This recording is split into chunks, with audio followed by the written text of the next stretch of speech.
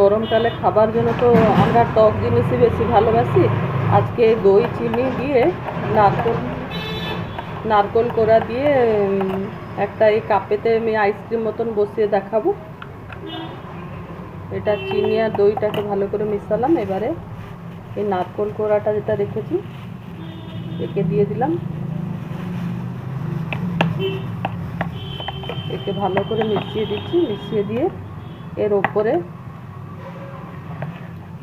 এইটা কাপের ভেতরে একে ভর্তি করছি।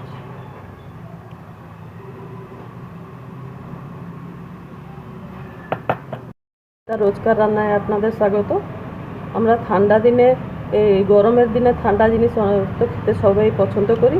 আজকে এই দই আর নারকোল কোড়া দিয়ে আইসক্রিমের মতন, এটা চিনি পড়েছে আর কিছু না, দই নারকোল আর চিনি, আমি এটাকে এর ভেতরে ঢুকালাম। এবারে এটাকে ফ্রিজে রাখার পরে আপনাদেরকে দেখাবো।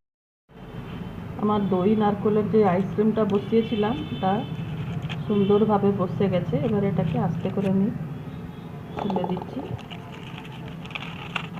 এই দেখুন কত সুন্দরভাবে বসে গেছে, এটা পুরো জমে গেছে।